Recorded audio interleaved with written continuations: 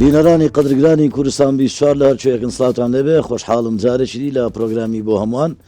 با ئێوەی هێژا شاد دەبمەوە ئەم جارە لە دەڤەری ئامێدین دەڤەرێکی دێرینی باشووری کوردستانە و با دەواازەی بادینان دێتە پێناسکردن دیارە سەرڕای ڕەوشی ناجێگیری ئەمنی لە ناوچەکە بەهۆی بوونی چەکدارانی پەکەکە و شەڕە بەردەوامەکانی نێوان پەکەکە و کۆماری تورکیا کاریگەری ڕاستەخۆی کردوتە سەر ئەم ناوچەیە لەسەر و ئەوانەشەوە لە کابینەی نوێمی حکوومەتی هەرێمی کوردستان بە بڕی 359 میلیارد دینار لە سنووری دەڤەرەکە نزیک 206 پرۆژە تاوەکو ئێستا جێبەجێ کراوە. ئەم شەو لە دەڤەری ئامێدی لەگەڵ بەرپرسی یەکەی ئیداری بەڕێز واشینمایی هەروەها ژمارەیەک هاونیشتمانیانی دەڤەرەکە گفتوگۆ دەکەین لەسەر پرۆژەکان و لەسەر ئەو ڕەوشە ناجێگیرە ئەمنەی کە لە ناوچەکە هەموو لایەکتان بەخێر بێن. گەلک سپاس بۆ هاتنی جەنابتان لوتفتان واند سپاس بۆ جەنابیشت کە و دەرفەتت بێمەدا کاگواشین باڵەوە دەست پێ بکەین. سەرڕای وەک لە دەستپێک گوتم ڕەوشی ئەمنی لێرە ناجێگیرە بەردەوام من لێوارەوە لێرم ینی دوسێ جار گوێبیستی شەڕەتەقە و درۆن و ڕۆکێت و ئەو بابەتانە بووینی شەڕ زانم ئێوە چۆن دەژین چۆنەوە پرۆژانە جێبەجێ دەکەن کەرمکە پێشەکیە زۆر سپاس کاکسەهین سپاس بۆ هاتنەها بوو باژێڕێ ئامێدیە سپاس بۆ کەناڵی 24 و هەم میگاڤات گەلمەدایە بوو هەر کارێک و چارەکیەک حکوومەتە هەرێما کوردستانیدا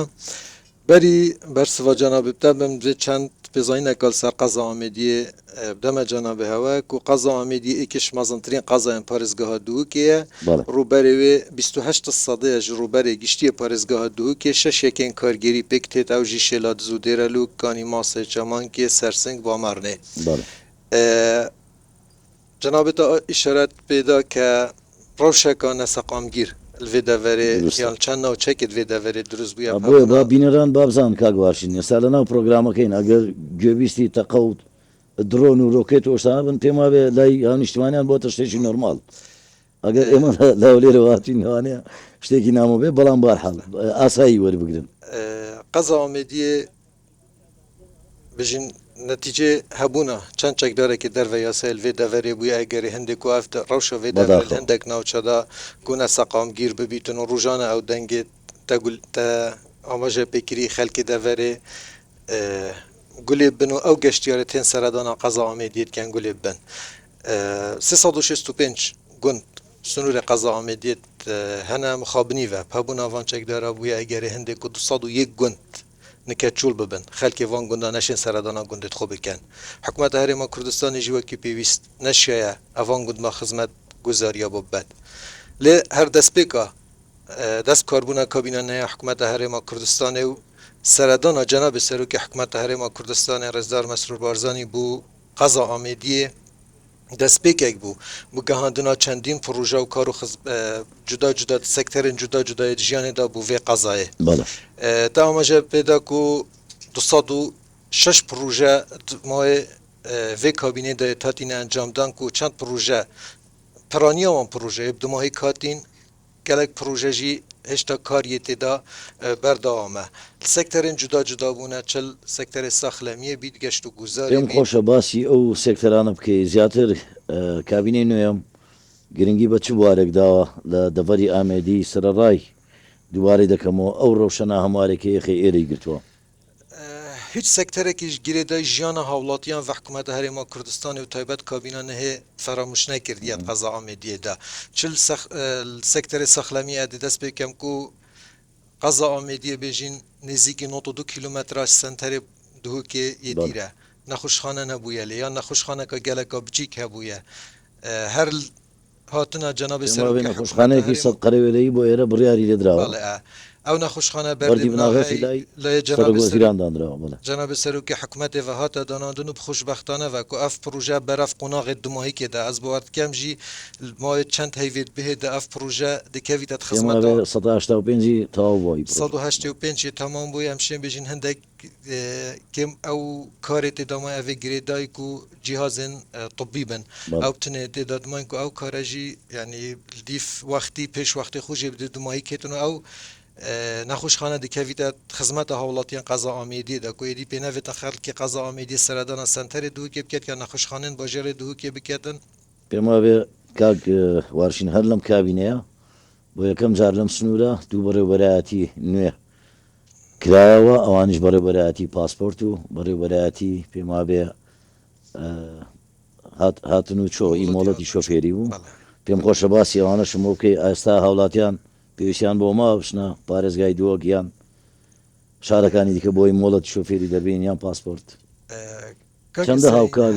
سەردانە جەنابێ سەرۆکی حکوومەتێ هەرێما کوردستانی بوو قەزا ئامێدی و ئارمانجا حکوومەتە هەرێما کوردستانی ئەو بووە و هەموو خزمەت گوزاریان هەر جەهێکی بگەهینتە قەزا ئامێدیەدا ئێکشوان پرۆژین گەلێک گرنگ بۆ فەرمانگا پاسپۆرتێن ئامێدیەک و وەکو ئاڤاهی وەکو ستاف وەکو هەموو تشتی بدماهی کاتین دەمێکی نزیکدا ez باوەڕکەم دکەویتە خزمەتە هاوڵاتیە وڵات ئاڤاهیە وڵاتên هاتنە چونە سنتەرê قەزا ئامێدیên هوت خزمەتە هاوڵاتیەدا و پێشچەند ڕۆژێکاش لە جەنابێ پارێزگارê دووکێ ve هاتە vekirin ku elektrونî hemî hawlatiyên qeza Amêdiyê tişend ek rojda molata şofêriyê wergirin çendî xizmetguzariyên dî çendî fermangehêndiyên girêdayî hawlatiya çil senterê nahiya yê hatîne vekirin çi biryar e hindek fermangehên dî li sinûrê qeza Amêdiyê yan senterê nahiyet qet girêdayî qeza Amêdiyê ve bêhne vekirin باش دەتوانی مژدەیەکم بدەیتێ ئەلێرەوە لە ڕێی پرۆگرامی بۆ هەمووان بە خەڵکی ئامێدی بڵێ هەم بۆ نەخۆشخانەکە هەم بۆ دوو بەڕێوەبەرایەتەکەی دیکە پاسپۆرت و مۆڵەتی شۆفێری کاتەکەی بە دیاریکراوی دەزانیش کاتێکە بۆی بە یەکجاری هاو نیشتوانیان لی سوودمەند بن دواتریش ئەو فەرمانگانەی دیکە چین پێم خۆشە باسی ئەوانیش بکەی کە دەکرێنەوە کاکەسەی نسبەت مۆڵێتە شوفێریەن کەیە کارت کێت و یەت خزمەتە هاوڵاتیەت قەزا ئامێدی داز باردکەم خەلکی قەزا ئامێدیژی کومەکل vêrê ئامادەنەک و شادیە بووندن کو ئەو ماوەکی درێژە خزمەتە هاوڵاتیان دکێتن ez باردکەم ئەگەر چ کێشت تەکنیکی دروست نەبن نەخۆشخانە بوو مانگە دەهدا دکەویتە خزمەتە هاوڵاتیاندا هەندی گرێدای پاسپۆرتێ ve pitir kêşeke ser lûdê سیستەمê پاسپۆرتە گرێدای وەزارەتە ناوخۆیە عێراقی ve ew hemahengî nabeyne wezareta navxoya hikûmeta Herêma Kurdistanê gel wezareta navxoya Iraqê de berdewam li ser xetin bû çareserkirina دەستخۆش ئەمە دێم وڵات بەڵام کات وڵات باسی سەردانەکەی جەنابی سەرۆک بارزانانی دەکەین کاتێک هاتە ئامێدی بەڵێنی بە هاوڵاتیان و هاونیشتمانیانی دەڤەری ئامێدیدا لادێکان ئەوانەی کە ئێستا بەهۆی شەڕی پەکەکە و تورکیا چۆڵ کراون ئەو لادێیانە ئاوادان بکرێنەوە بۆ بژێنەوە دواتر دێمە لای جەنابەت پێم خۆشە هاونیشتمانیان ئەگەر سەرنج و بۆچوونێک پرسیارێکتان لێ بەرپرسی یەکەی ئیداری دەڤەرەکەتان هەیە کەرم بکەن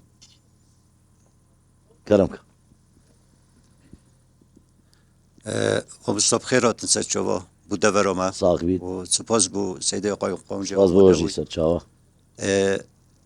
سیدای گلک تشترون کر یعنی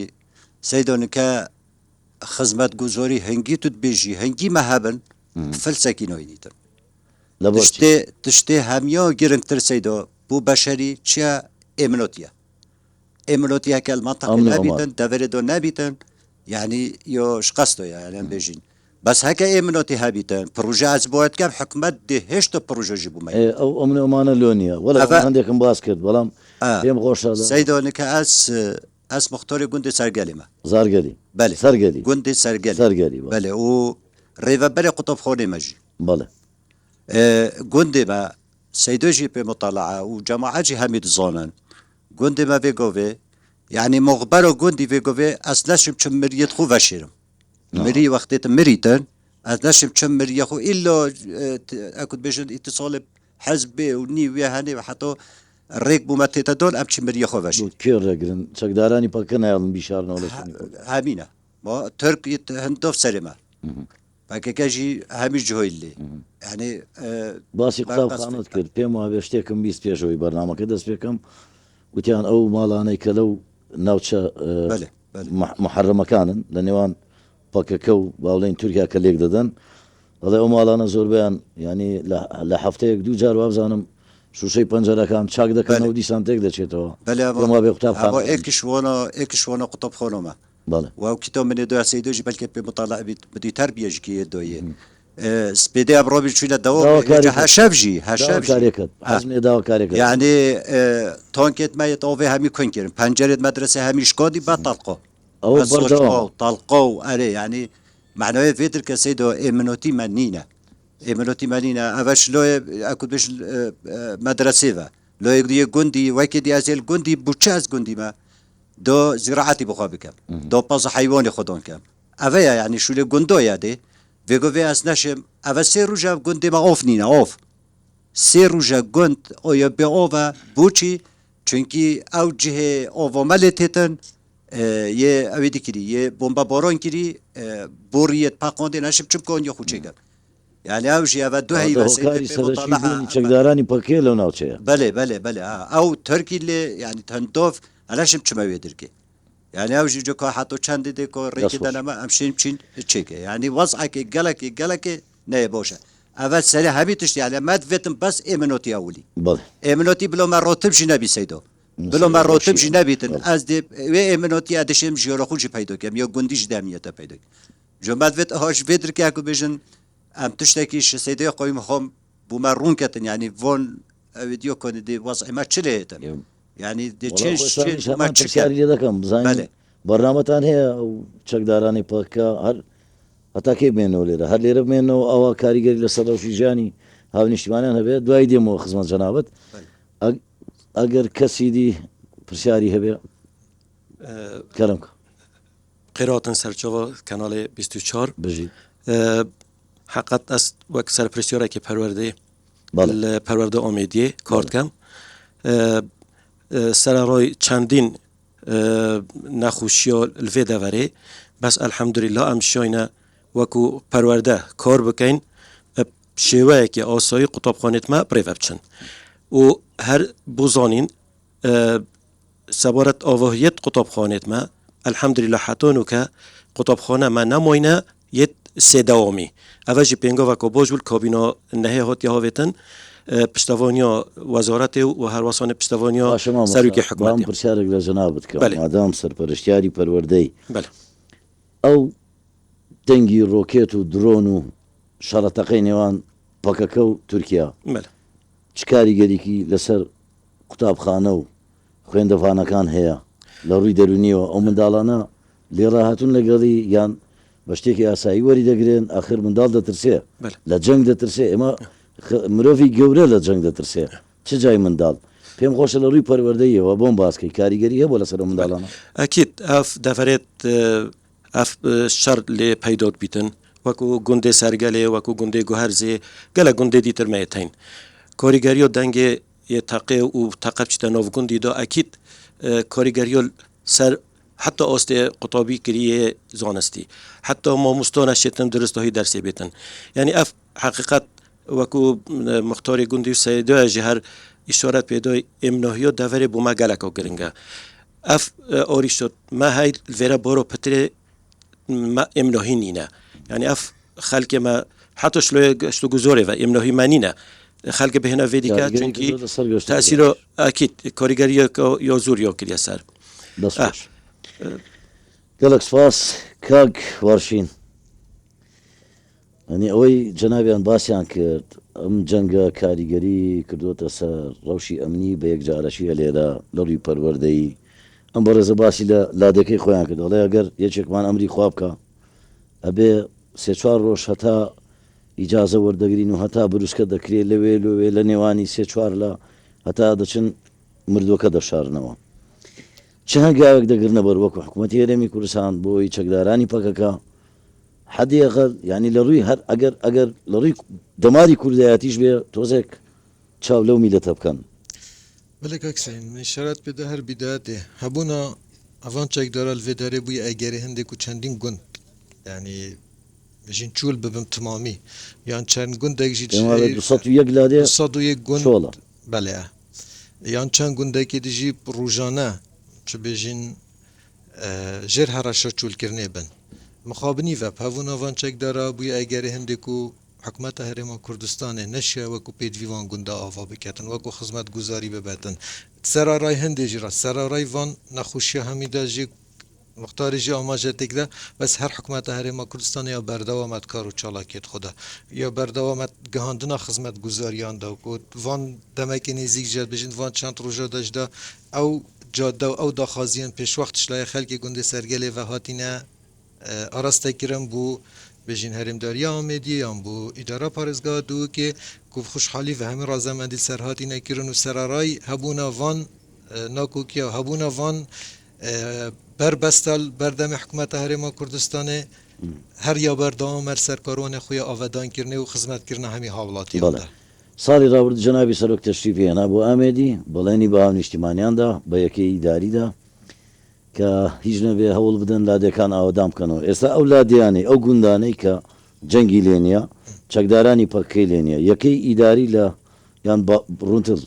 برستان حکومت هرمی کردستان چی کردو بوی خلق بگرتو اولادیانی که جنگی لینیا بێگومان ئەگەر ئەوەی بگەڕێتەوە لادێ خزمەت گوزارە سەرەتایەکانی پێویستە ڕێگاوبانە کارەبایە ئاوە چیتان کردو لەم ڕوویەوە بۆی بچنەوە لادەکان ئاوادانکەنەوە وەکوتا ئەمەژێ پێدای ساڵ پار جەنابێ ڕێبەرێ ملەتی کورد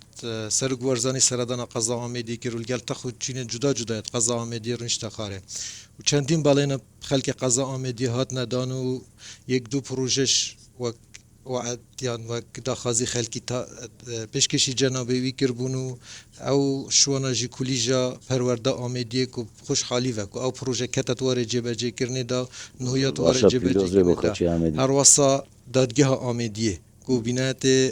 دادگەهێ تا نوکەژیت ئاڤاهیە قایمقامیە ئامێدیە دابوو لەسەر ئەمرێ جەنابێوانە ئەف پرۆژەژی کەتت وەرە جێبەجێکردن کەن کەت خزمەتە هاوڵاتیان دەنە سەبارەت ئەو قۆناغێن بو چونا پیش و گنده و زیده تر هاندانا خلکی همی آسانکاری و همی رنمایی و امر جنابه بان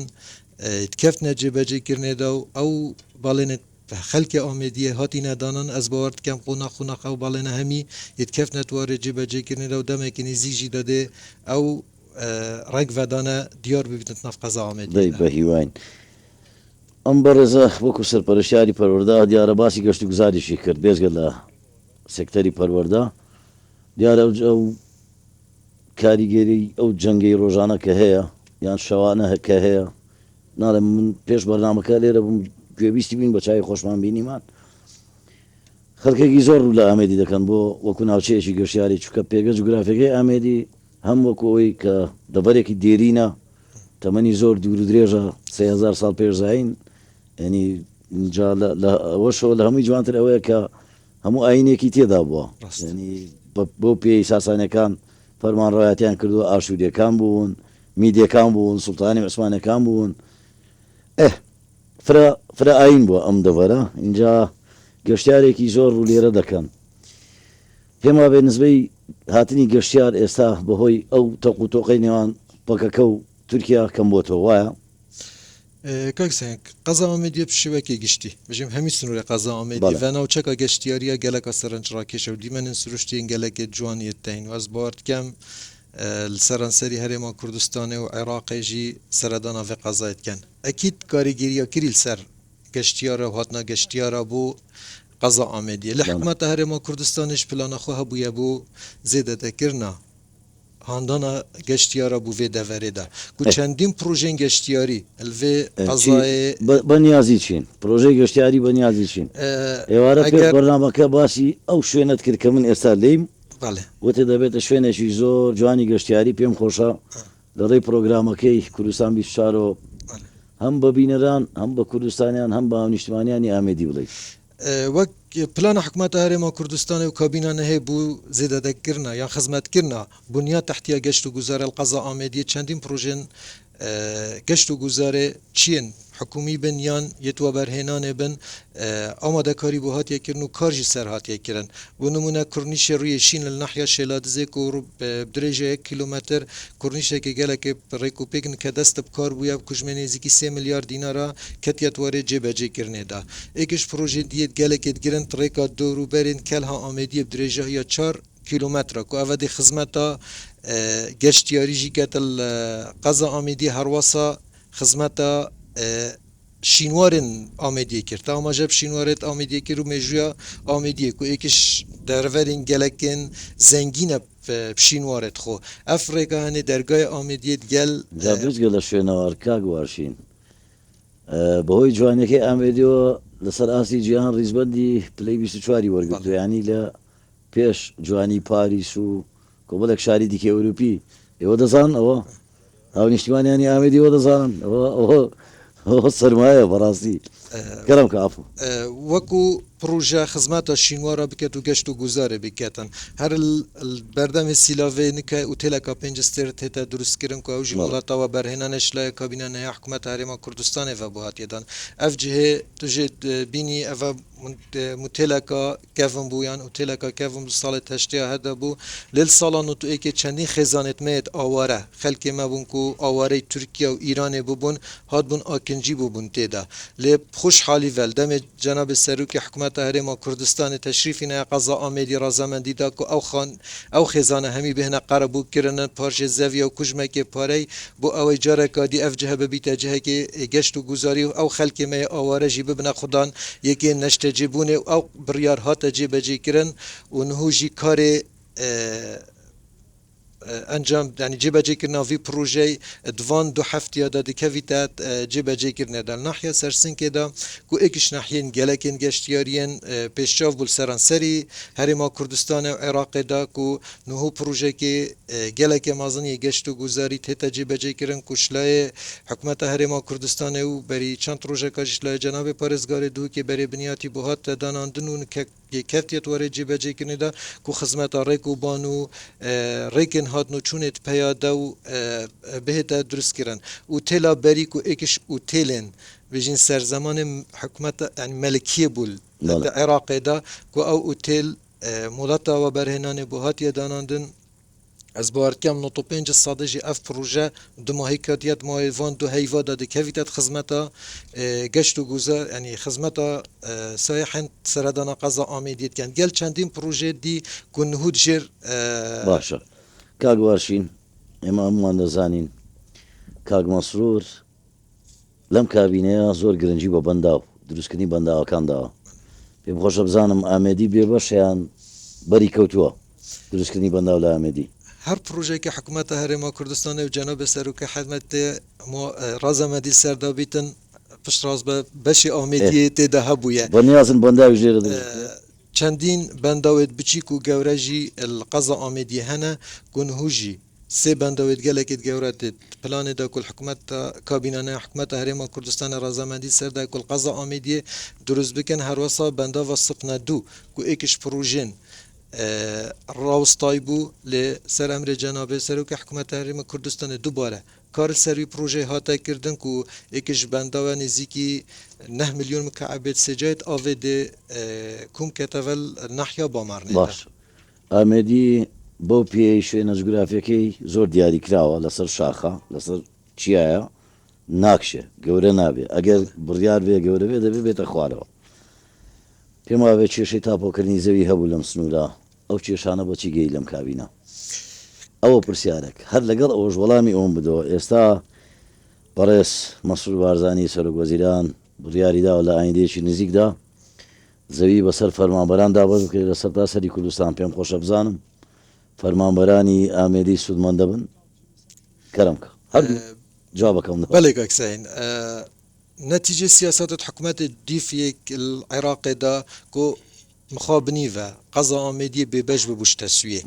و اوه ببو اگر هنده کو خلکی سند بزویت خونه بن جه شوراشی بویا لاندکا شوراشی بویا قضا آمدیه لب خوش حالی و جناب سروک حکومت رازمندی دا کو او یکن نشتیجیبونه کنو که هین کار تاپوی بود بهت انجام دان و دمه که نزدیک ده کلیجنت پیوندی دارش لای با جرفانیا و تاپویا کتینه کاری و اف با جروانیت کو تسویل نهاتیه کرن یا خانی او حولاتین کو یک آشتی اکن جیبونه هبیت یا آواهی که بازرگانی هبیتن همو دهنه تاپو کرن سر ناوتوانا قناغ دویجی دهتا دست بکرن کو اف گندن تسویه نهاتیه کردن شلای ریفبریا گشتیا چاندنه و کو کار تسویه بو بهتا انجام دان از بارد کم اف قناغ سنور هر باجرفانیت هر هش باجرفانیت سنور قضا آمیدی دا سنور قضا آمیدی دا کو اون طابونه که هشتیه ده کارت دایت انجام داد سبارت بریارا جناب سروک حکومت بود و بشکرنا زویل پارچه زویل سر فرمانبرین حکومت ما کردستان دا اکید قضا آمیدی جی اکشوان قضا کو باجرفانیت مد هفکاری گره و بریا گشتیا باجرفانی دا نوکیت مشغولی هندنا کو او پارچه زوی بهنا درست کردن و بهنا دابش کردن دیفان کات هرلم کابینه هم زوی دابش دکره هم زوی کانشتان تاپو دکره الديف اكيد الديف وان رين مايس لا وزارات الشراني وهاتينا ديار كرن دسر وان فرمان برن زوي البركه بهنا دابش داس خوش باب سولاي هون اجتماعيان باب البرشارك ده يوبكم او دەست پێکی بەرنامەکەەوە باسی پرۆژەکانەکەین پێم خۆشە بزانم هەن نیشتیمانیانی ئامێدی چی دیکەیان پێویستە چیتان پێویستە حکوومەت چی دیکە بکە ئەو گەنجە بەڕێزە کەرەمکە ئەگەر هەستیتەوە سپاس دەکەم بۆی لە کامێرەکە دەرچیت کێشە نییە دەستپێکی بخێر هاتنە هەوات کەین کەڵاوەلی بێرە ئامادە بووی و زۆر سپاسی و ڕێزدار کاکوەرشینی دەوێت دەوری ئامێدی و بێرە ئامادە بووی لێ کاکوەرشین هەمی دەموت گەلمە ئامادەیە هەر کلو گازدە ینی بوو جەنابێ ڕاستی جۆمێرە هەر دەم لەگەڵ چێ لەگەڵ توێژی گەنجان هەکو هەمی گەنج گەلگەنجۆن گەلێکی بۆشە جۆمێرە ڕاستی لێ بەس ئەز هەندێک دۆخۆزیۆ کە باشە لەگەڵ گەنجان گەلێک زۆرێ بۆشە داواکاری چیتانە بۆ بۆتان جێوەجێ بکا خێرا گەلێک دۆکۆریت مەجێبەجێکردن یۆ شیۆنێتیتەوە یۆ شیۆنێتی جدۆنە بێت ئەم دەوێت گۆزدێ چۆفکێ کۆمیێڕاوە گەهینە جیهۆدێت پەیوەندی وەکو گەنجێک حەز لێ چ پرۆژەیەک زیاتر هەبێ بۆ ئامێدی خودێ کە پێشتر نەبوو بێ کە پێشتر نەبووە دەرفەتۆ کۆری بوو گەنجۆ گەنجی ئۆمێدیە یەتێ ئۆستێکی ژیانەکە گەلێکۆ سەخت بوریت ڕاستیانی نوکە گەنجی ئۆمێدیە سنتەری قەزۆی بتۆیبات ژیان بەرەف خرۆبەیە گەنج چ کۆنی نەبکات یعنی وەل گەنجی هۆتی ئۆن یە بەرەف ئەوڕۆپا ڕێکا بیت یعنی وەرە هەکو بێژن یەکۆ ئۆکنجیبوون ئۆمێدی ئۆکێم بووی ئۆمێدیە سێ سەر جۆدێت ئۆمێدیێت و چۆش نەفەر نۆبینی یۆ دیمە چۆمۆی ما سیۆحۆمۆی جێگەشتیۆری ئۆمێدیە سوبۆسیۆ جانۆبێوت کەن یە ڕێکۆ چێتکەن یە بەرفەرهێت خنە شوێنە گەشتیۆری بەس هەکو بێنچ فۆیدە تێدۆنینە یعنی ئەف شارێ ترکیۆ پەکەکێ هەنگی گەلێکی دیربوون و کە شار نۆف گەشت پشت گەشتیۆرە تۆپێتێنەوە بێتن بەری چەندێکی ئەس گەنجەکەم یۆکو ئەم چۆێت خۆ هەڕوت بینین دوو تۆپ لێرە هۆبێت هاتنەوە بێتن نەکێشۆ بمۆی 15 خولۆکن سیلۆڤێ خۆلی بوو ئەو گەشتێری زبرن دەبێنە کەس و کۆرێت خۆ هەوارێت خۆ سەردۆن و گەشتیۆری نەکەن بیمانۆ خەرکی ئۆمێدێژی ئەو سیهەیوێت هۆڤینێ تاین خاکو بين حلقات كبيتا اوميدي كوري اوميدي دارفت كوري خرل سيلو اوميدي نسبت سنتري قازو تشكونو هناك دارو بريت اوميدي تشكورجيت بيوستين كو غانجما ليكور بكات ما غانجي ياخذون شهداء هاين مهندسان محامينا قالك يعني قالت هاكو بيجان مصوحن دارفت ريك بينو تادون نا كارت تويبات نا كارت حكومتي داس خوش او اسامن نظام شون بشاردكم لا برپرسي يكي اداري ما كاغوارشين 206 بروجه هي باي ئەوە دەرفەتی کار نییە بۆ ئەو گەنجە بۆی لێرە لە پرۆگرامەکە نادە گەنجانمان دەڕۆن گەنجانمان بێکارن ئەوە باواز لە پەکەکە و تورکیا بێنین ڕاستە کاریگەری هەیە بەڵام ئەو پرۆژانەی کە هەیە دەرفەتی هەری کاری نییە بۆ گەنجانی ئامێدی بالك أكسهن يعني أكيد إيش كيشن سركين قضاء أمديك و أما جبهة دينا بنا كاريا احتمال ایکش دو سه سکتر که زیادتر وکو خلق قضا آمدی نینه کارت دا بکن یعنی ایکش وانا گشت و گذاره یان چاندنه وکو حکومت هرما کردستانه من اشارت بچندین پروژه گشت و گذاره دا چیت و برهنانه بن چیت گشتی جیبن که افت حکومت بیت کدیان جرخانه گشت و گذاره بیتن همی حولدانه بود دیتنا دلیوین کاری چل کورنیشی بیتن یال سرسنکیر بیتن یال ویجهی بیتن هرچنه بیتن افوتیل و اف جه ما آماجه بگیری تمام ببیتن زیادتر دشت دلیوین کاری پیدا کردن ئێستا هەر لەم کابینەیە جەنابی سەرۆک وەزیران بڕیاری داوە دەرفەتی هەلی کار لە ڕێژەی 175 خۆماڵی بێت گەنجان و خاوەنکارانی خۆمان بخرێن سەرکار بۆیە لەو ڕوانگەیە منە پرسیارم کرد ڕاستەکە کەسین ئێکیش وان بڕیارین گرنگین جناب سروک حکومت دایکو او بوی 75 صدیکو کارمند نافخویی بیتن کار دوام پروژه دا بکتن وکو بجین اداره قضای صداست اف بریارت کتیت واره جبهه کردن اف پروژه تنه جبهه کردن جی همی بو هندی اكو زیادتر دلیوین کاری وکین بش چند مواقعی جد گل لانن پیوندی دارد وزارت کارو بارد کمالاتی کو هول دایه چندین فرمانگهن یا بنگهن راهننا پیشی الفي دافري فكان كو اف ببيتا اجاري هندي چند هاولاتيان چند گنجا كافيري چند پیشکم سالا بوري دا نزيكي 495 گنجا سنور قضا آمیدی هميه راستا جريجاكا كيما لدسبيكي كباش بويا كو اف هاولاتيان اف هاو نشتمانيا فيري پیشه‌ای بن هر پیشه که چاندنی بیتن یا هر پیشه که بیت کوی حزله بیتن شلاید فرمانگات حکومت و جبهات بود دابین کردنو و کود بجین پیشینه یک جیب هفکاری گل چند ترک خراوه که کو دلیویت کاری بو وکن ایکشوان پروژن دیت گلکت گرنگ که حکومت هرمان کردستانه گرنگی پیدای کرده چاندنی بو یک از او ویستم استا باسی کردی کشتو کالکین من با شێوێکی دیکە بۆ جەنابەت دێم بەس با بچمە لای هاونیشتیمانیان بزین ئەوان چکە بەرنامەکە ئێمە بۆ هەمووانە دەبێ ئەوانیش بەشداری کارابن کەرم کەن ئەگەر پێشنیار و سەرنجێک داواکارێکتان هەبێت پێخۆش بوون هینگ وەکو 24 vێری حاضر بوون و خێرنا دەڤەرداری ئۆمیدیەکی دیسۆتکەین بژیت ئەس وەکو هاوڵاتیەک ئەیوب حەسەن خەلکی گوندی پیرۆزانە ئای سەرچاوان هاتی سپاس ساغ بێ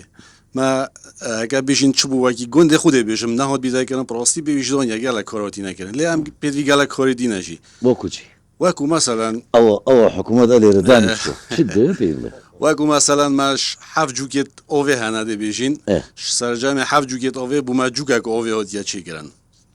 جوکێتمە هەمیت خەڕۆبن عاتڵ ئۆف ناهێتن گەلێک بزەحمەتە ئەوە داواکاریشی ڕەوایە سەرێ چندێ خڕێ vê hemiya rojî Seydam nûke pitiriya ew malê gundî mayîn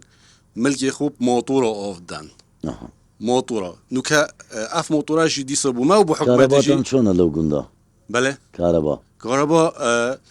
şew heye projî çend saetek heye karabay Amedî prîpeyda ne prîpeyd nîn elde ew negeşto ew naxêr مشكلة قدي ما هاد قال فو موتورة ودي صح حكومات وفو زالجها تو مجبوري بنزين بي بو موتورة وفدونيت خوبي بكي ليه دي صح تشا زالجها وبو ماد بيتا أريشة ودي صح حكومات تجي وقال لك خد نشونو زعما بجام هيفيت كاين كار أصلي بو شلاي حكومات تجي وبو فيز فلاحي بهذا يقرن دي صح براستي دورة ما بدورة أميدية جيب جشتي يا ناخوش بوي وأكو وضع أمني دي صح خلك جندي نشيد بخوب دار كفيتا وکی بهار گلاوگیه نوکه وقتی که این گروه وقتی بنگیه وکی یعنی وهمی تشت خلقش وهمی تشتی سر نبونا چه دلیوین کاری را استفاده منطقه خوشی خلق ببار بو یعنی افتشتی وکی جای جو گلک تشتین جای مثلا گویش که کزانه بیم که پتاتو که ماز یا افتشته همی یعنی سباری نه دلیوین کاری را خلقش و چندیشی به بار بیال جبر وی شهر ساپون دیل سر دورما امیدی بگشتی و جام هیوید که این برای که مایی که هوا دنگ خلکی ما بگیده جه شوله جه چاره که یعنی فی خلکی بهده کردن دیسا بهیوان دست خوش بی زور سپاس کاغ واشین داوا یکمی زور روابو باسی جوگی کرد داله لحوت جوگا تنها جوگی اکمانی جگا وڵامی بدەوە چارەسەرت بۆ ئەوانە چێ دوایی ئەمن باسی کارەبام لەگەڵ کرد باسی کارەبا و کشتکاری جەکەین کەرم کە بله گاکسین او پروژه ما آماده بکری دست بکا برنامه طبیعی همی پروژه گیش گیر بونه ایک شوان پروژه نوان پروژه گیری دای بجین آفدریه و کو چندین جوید گندن جدا جدا قضا آمیدی دا او جمارا گنده ما آماده پیدای جمارا که زور بی از بارد کم حتی کو 7 میلیارد و 200 میلیون که وان 4 ساله دل الوی کرتی هاتینه مزاختن راستا دواکاریه که روایه و حکومت هرما کردستان ده پلان ده هیا یعنی بو وی کرتی تایبت هندک کشمک پاره بهتا بالینی پیدی بویان چاره سر بکی ام بالینی پیدن کو هندیش یانت مده هبید ام کار سروی پروژه بکنو بشک جیما کار سرکری یعنی پیوندی دار جیوتیتونو یت آماده کرینو از ام بارتینم هیویا هندی نکو تخصص پاره بو بیتا تخصیص کرد دست خوش باس کاربا دکم پیش کشتکال لبروی یکم جار لکردستان قضای آمیدی وکو تست وزي كهرباء بريبيدي بكارنا بيما به نجاحاتك باشينا استا 24 کاتژمێر ولا دوامۆ ئامێدی 24 کاتژمێر کارەبای هێوایە بەڵام شێوازەکەی چۆنە ولی کاکسین ئێکی شۆن پرۆژین گرنگن حکوومەتە هەرێما کوردستان پێشگەلەوەش ئەوەی لە بەردەستمە پرۆژەی هایدرۆ پاوەری گەلی ڕەشاڤە بله کە 38 مێگا کارەبا دەدا بله ئەو پرۆژەیەش نەجاحەتی هێنا حەزم لێە باسی ئەوەشم بۆ بکەی هەر لەم کابینێشدا کرا بله کاکسین وەکو بژین سەکتەرێ کارە بێ پشێوەیەکی گشتی دوێ کابینێدا چەندین پروژین جدا جدا بوو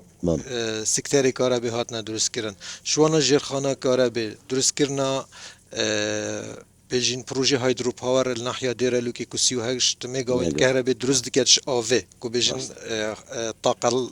یا پاک هر واسه چندین محطه و چندین گهاندنا هیلین کهربی بوان گندت نشتجی بون خلق لی آکنجی بو هیچ گندک القضا آمیدین خلق لی آکنجی بیت کهربا گشتی لی نبیت یان سغبری سر تورن کهربا نهاد بیت کرن شوان پروژین گلک انگرن کو حکومت هرما کردستان و کابینانه کار سرکری کو کهربا بیت 24 دمجمری و قضا آمیدیه بجین سنتر قضامی و کو تست هات بو اختیار کردن کو کهربا 24 دمجمری اف کهربا نو 24 دمجمریه یعنی بجین هبونا موالیدا نفسن تری آمیدی دان نمایه 24 دمجمری کهرب بیای کواتی اصلا جینگکی دبلا جینگکی دبلا و زور پاک کرد هم بو خوی برزا هم مولیدش لی نمایه یعنی جینگکی زور پاکه اکید اولا روی جینگیش و اگر همه ایشی بکره نبست حولت مدایا کو ام سنتر آمیدی و اینما همین سنور قضا آمیدی و برنامه حکومت هرما کردستان ده کو اف پروژه گیشگیر بی تو همین هرما کردستان بگیریتن بس بجین اف پروژه که سرکفتی با از بارد کم جی چند خلک سنتر آمیدی الویری دا بدل تانا کاربای آمیدی ام حسکن او باشه بیوازینه با مشارکانی کردستان چونکی ولتیا یا مستقره کهرب 24 دمجمری های إلى عطلك شباب بتنجيو دەست خۆش باسی کردی کوشکادی لەگەڵکەم هەر لە ناکاویش میوانێکوانها زۆر بەخێر بێ بەخێر بێ سێدا بۆ تاخیر بووی باش یعنی زانیت بەرنامەی هاتی بەخێر بێ پێم خۆشە وڵا ئەگەر سەرنجێک داواکارێکت هەیە فەرموو ئەوە ئەم میوانە بەڕێزەمان تازە هات اگر قسەیەکت هەیە پێم خۆشە هەر یەکسەر بەشدار بە خيراتنا هات كاين قناة 24 كو أما دبل بدركا كو بياما دبر أما ديب جاينا خلككي بريكا قناة هوا خير بهن سلسلة كذا كده بربرسية كإدارية آمدي شو بيويست زيادة بوي بكرة والله آمدي بيويست دعم سياحية همي تشكي ضروري تبراستي چونكي آمدي منطقة سياحية وحتى نكاكل بيجن خلقك زوجي رجت بشنبي وإيني بشلاي جيري عراقي ونورست عراقي قصة دبر عمليات كان بورب كان نخاني دست كفن ونا موتيلو فندق جيتيرانا كان دست خوش چونكي حتى دياراتو دوا كوتي لبرنامج اما باسي كرتي گشتو گزارمان همو کرد او روشنا همواري اسا لروي امني وهي كاريگري كردو سر گشتو گزار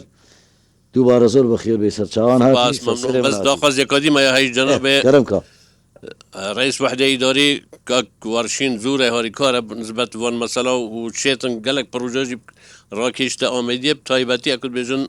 خلق دبره وانسانك مطلع يسر كيمو كاسيت دبره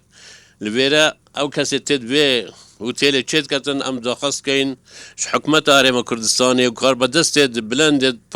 بايا بلند فرض كان سروي او في فندقي تشيت كاتن تلفريكا كي باخي تفيرا بو درجه جيري كو درجه بودينا دي قالك بتر عالمه كي راكش نبدركا ريكو تلفريكي وزر سباس او نا ارامي ايرا تتواني وادكا تلفريك دروز بكري او نا ارامي كهي لما بيني باكا وتورشا ريغرينا كلا دروز كرين تلفريك ولام اگر بشكري او بونا زور سواز بوتو دست خوش كلامك او شم جواب دوا اینجا بين سر كرتي كشتو كالو باسي تحيني او منطقه دكاين تحين ناردراوة الدروا او شم بين خوش بمباسكي داوي او تلفريكي كرت ليروا بو آمدي وكو بروجه كاكسين امجدا كو و بروجه كي و برهنانيه السر 64000 متر دوجا دهت آوا کردن کو اوتیل کا 5 استر هر وسط 11 اوتیل تدهنا درست کردن و اکوا پارک و حدائق و اوا دبینین منظانم کادی چند مناسب بیتن شلای دیزاین و انشلای شینواری و چون که من اوید گلک دستکاریت سروشت آمدی بکن آمدی اکشوان جهن سروشتێکی جوانە هەی هەروەسا گرێدای چەندین شینوارên گرنگێ تێداین ببینیتن گەلانێت پەیوەندیدار چ ڕێڤەبەریە شینوارە بیت و گشتیا باژێڕوانیان پەرزگا دووکێ بیتم بزانین ئەگەر ممکن بیت بوونە ئەگەر مستەسمرێک هەبیتن دیمانێکی جوانیش بوو دەڤەرە دەبەخشێ بە تاکید کاک باشین بە پێشەوەی باسی کردی کوشتتوکاڵ بکەم باسی تەحینی ئامێدی بکەم سەرۆک وەزیران مەسعود بارزانی لەم کابینەیە من زۆر جار لە بەرنامەکانم دووبارەم کردو و حەزمی ئەم جارش دووارەی کەمەوە بەڕاستی ینی مەبەستمە جوتیارانی ئێمە تەماتە و پەتاتە و شووتی و هەمویان لەسەر جادەکان دەڕشت کاک مەسعود هات لەگە چارەیەکی دۆزیەوە وەی لێ هات تەماتە و پەتاتەی ئەو جوتیارانە ڕەوانەی دەرەوە کرا هەنگوین ڕەوانەی دەرەوە کرا جاران ئێمە لە وڵاتانی دراوسێ کاڵا و بەروبووم و بەروبوومی کشتکاڵیمان دێنا ئێستا بەروبووم و کاڵای ئێمە دەچێتە دەرەوە لە نێوەندیشدا تەحینی ئامێدی زۆر بەناوبانگە ڕەوانەی ئەمریکا و کەنەدا و هەندێک وڵاتی ئەوروپی کراوە لە ماوەی کابینەی نوێمدا 600 تۆن بەس لە سنووری پارێزگای هەولێر دۆک ببوورە ڕەوانە کراوە پێم خۆشە بزانم چەندی بەر ئامێدی کەوتووە ئەو ڕێژەیە بەێ کاکسین قەزامێدی ئەوە چۆنیشە تامەکەی جیاوازە لەگەڵ تەحینی منتیقەی برادۆس و تەحینی هەولێر و جیاوازە تامەکەی ئەم بژنە و تەحینە لامێدی هەیە چ دەڤەرێ دینینە ینی یەکیش جهێن ناودەنگێک و کارگەهێن تەحینێ لێ هەین 28 کارگەهێن تەحینێ لە سنوورێ قەزا ئامێدی هەنە بناحیت خۆڤە پارسال جێ دژم هەر الڤیجە ویستاڤالەکە گەلەکە پرێکوپێک بۆ بازارکردنا تەحینێ هاتە دروستکردن و هەرش دیف ئەو ڕۆیە جەنابێ سەرۆکە حکوومەتە هەرێما کوردستانی و پتر احتیمام بڤی کەرتی بهێتەکردن و ڕەوانەکردن بۆ ji dervê welatê ez bar dikem nek bes li Amerîka û Kanada û Ewropa û Xelîcî jî parsal eker 600 parêzgeha dûkê biçin not sadeyê qeza Amêdiyê قانوتی بەرەوە دەکەوێت belê ێ باشەوە ev êkê şwan proje bû ku xelk zêdetir handaye ku beref evî yan van kargeha zêdetir berfirehken yan zêdetir kardawa moleta bikin ku zêdetir kargeha veken her wesa bûye eger hindê zêdetir edemê jimarê dûnemên erdî bêhne çandin kunciya ku êkiş ewan keristapêta karna bi durustkirina tehînê kunciye ez bawerdikem tehîna Amêdiyê jî her ehtimadê ser aşê avêt ket her wesa ser kunciyê xûmaliyet herêt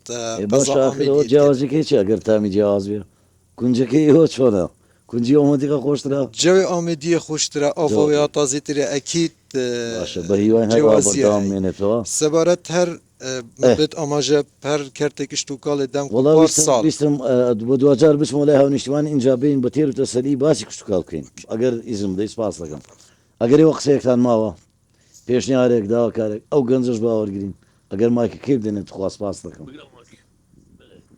بەس دەبێ هەستیتەوە چکە لەبەر کامیرەکە ئەوانەی ڕیز جواب بمبورن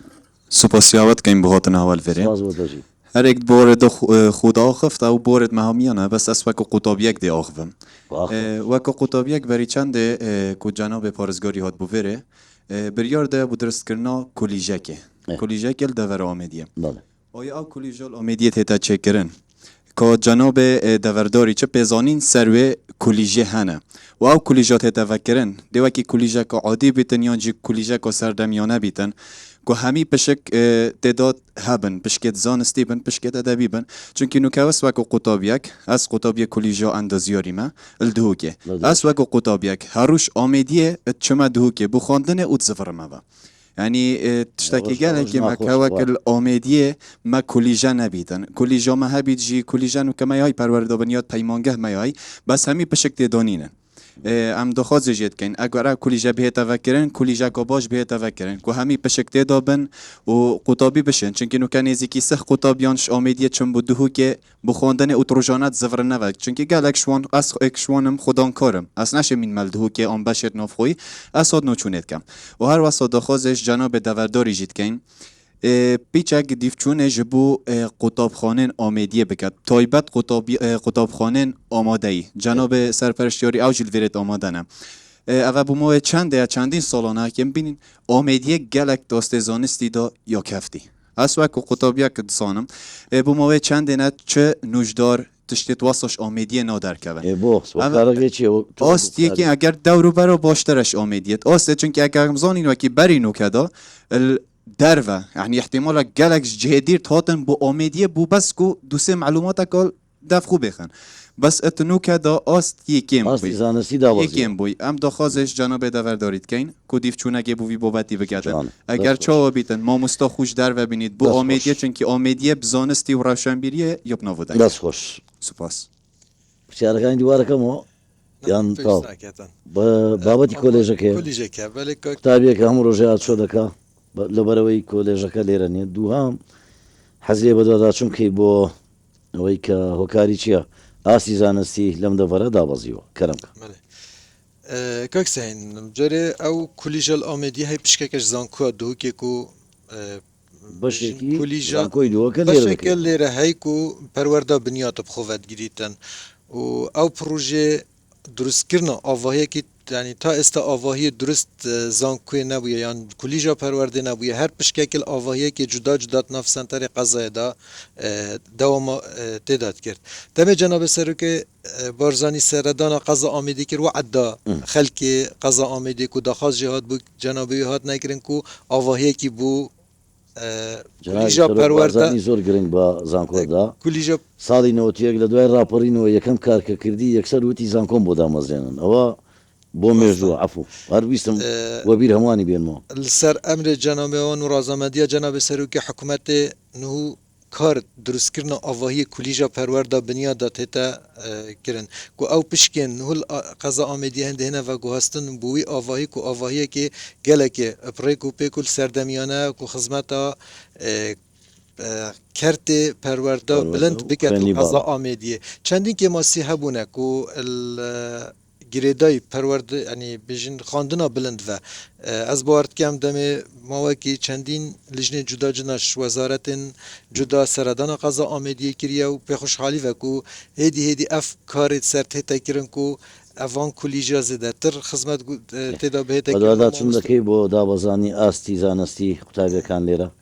والله کاکسین از بارد کم ام اکشوان قضای نکو لیول که بیشتر سرانسری پارزگاه دو که اگم رزوندی اکی نبین از بارد کم یه دو سینه نسبت کرده پرورده داب شوی که گشتی یعنی مدوی چند آماجه کپی بدم بخیرایی چون بسیاری کشتکالم ما او کاتشم کما کرم حکومت هرما کردستان دوی کامیدین از زیادتر 65 آواهی قطبخانه نیجانگیرین زده باری آوا کردن چند قطبخانه جدا جدا چل گندا بنیال کمالگاه بنیال سنترت نحیا بن نهوجی کاریت دا برداومل چند قطبخانه کردم ما مستعلی اما جا پیدا کو ادی داما سه دامی نمای القضا میده ام حول دین کو ادی دو دامی جی نمیدیتون سبارت ما مستای از بارد کم باشترین ما مستایت ما کل yani ما مستایکانی پرورده مستایت ما گلک باشن میلا که پرورده آمیدیج از بارد کمش میلا که گلکت باشه و چه داتایت رسمی انزانم کل دف ما مستای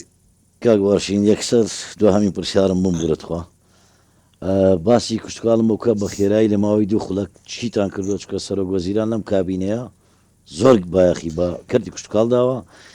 تنانت او قصي سروق وزيرانا وتي با بس بي اما تنها تشاما لدهاتي نود بي فرتسشن دهاتي كردستان فرتسشن كين كشتكال دي چك بلو سيكتر گرنگاني جنابيان كاري لسكزوا لا امدي كشتكال لا چاستك ده كرمك بريكا كسين اكش بروجين كوما اماجه چه بنداف بن هر بو كشتوكالي بينا كاربينا چه جوين اوي بن كو بروجين اوف ديرينا هر اوجي بو كشتوكالي تينا بكار اينان قضا اميدي اك شوان قضا كو كشتوكالي كي گلكي باش لي ديسان او برزه باسي كرت